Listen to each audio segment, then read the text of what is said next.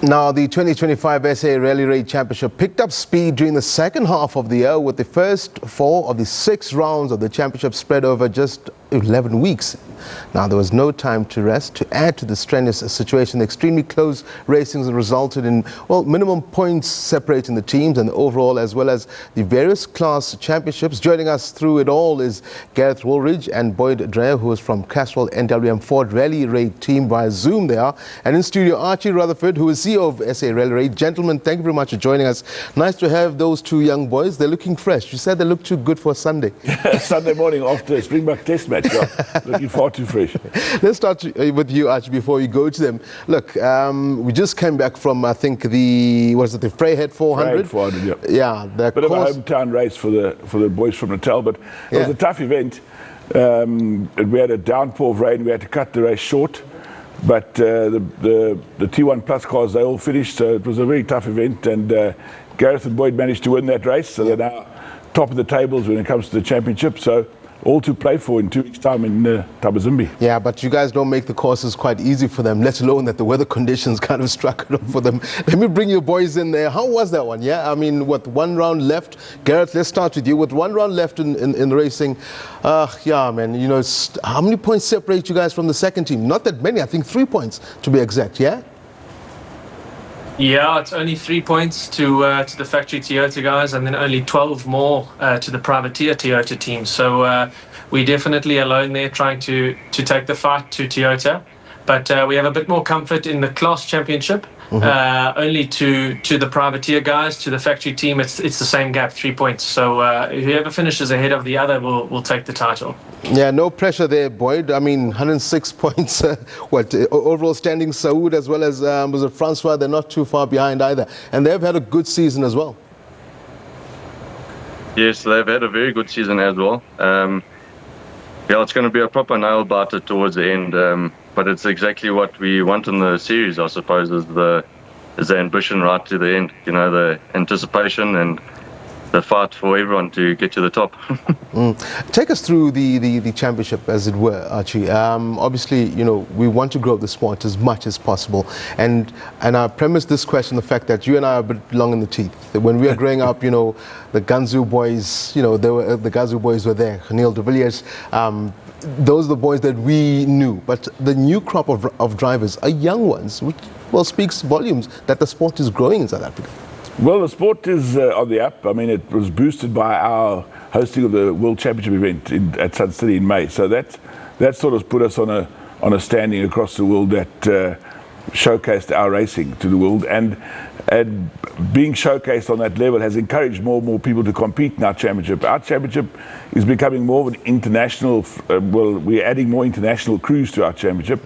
And that's the focus going forward, is to try and get some more internationals coming. For them to come to South Africa is relatively inexpensive compared to racing in the rest of the world. So we're trying to encourage that. As far as the young guns, yeah, Saud's young. Gareth's a bit of an old timer now. He's already won the championship 2 years ago.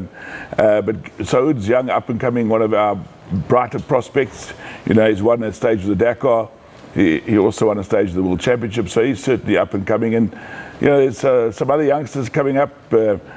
Jaden Else is a youngster. He's 23, I think he is now. So, yeah, there's some good prospects. And but, you know, it's a tough sport. And to get a drive in the top classes is not easy for a youngster, but they need to prove themselves first.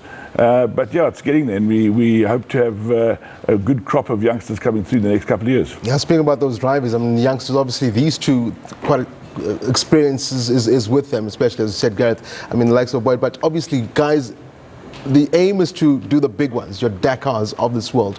And that part is where it kind of hits in the pocket, isn't it, Boyd? I mean, yes, we'd love to see you guys out there, but it's not a cheap one. That month, 2 months away is really tough. Yeah, definitely. You know, in this sport, Dakar's the ultimate race. It's the peak of your career, so to speak. And to get there, it's a very, very expensive exercise, and you need a lot of support from not only sponsors and everything, but even your family. It takes a lot out of you.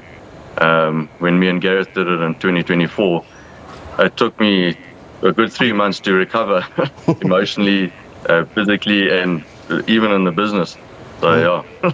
Yeah, I mean, Gareth, I mean, over the years when we covered events such as the Dakar and obviously the SA Rally Raid, you kind of see what you guys out there go through. I mean, the sweat, tears, blood, and in most cases, there are deaths as well. I mean, I think a lot of people just think you go out there and drive cars, but the danger as well within the sport. Even here back at home, the courses that Archie and the boys put through are not for the ones who are light-hearted. No, look, definitely not. A lot of people often ask, why do you need to be fit? You're just driving a car. But it's a lot more than that. The intensity that we're racing at is really high. The weight of the cars, the braking forces, acceleration forces, all that sort of thing are really high. And in South Africa especially, our events are really tight and strenuous. This last event, it was really hot in the 30s and 160 Ks of very tight in the timber. And I actually went onto a drip after the race. Our aircon wasn't in the car. I took it out to save weight, to try and get an edge. And look, it still paid off. We won the race, but it was really tough going.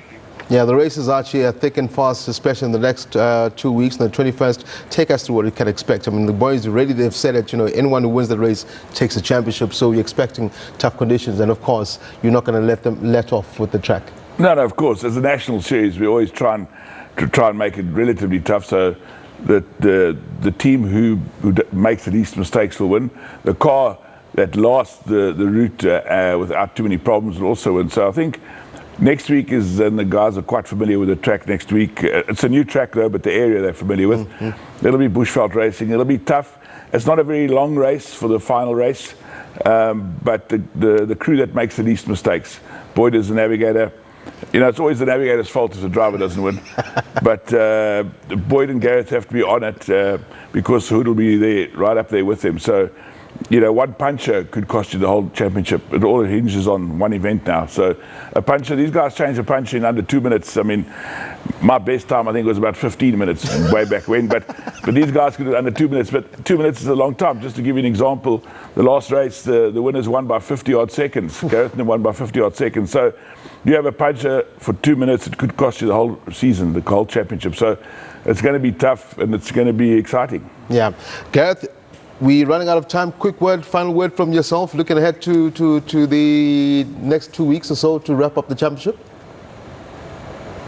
Yeah, look, a lot at stake. Like Archie said, we're leaving no stone unturned. My team is actually at the factory today. We're doing some quite significant upgrades to my car, and we're renewing anything possible that could let us down. So we're really trying our utmost, keeping the training up in these last weeks and trying to give it everything up into the last race. Yeah, Boyd, is your ways up to, have you updated everything as far as your ways is concerned? Yeah, you could say that.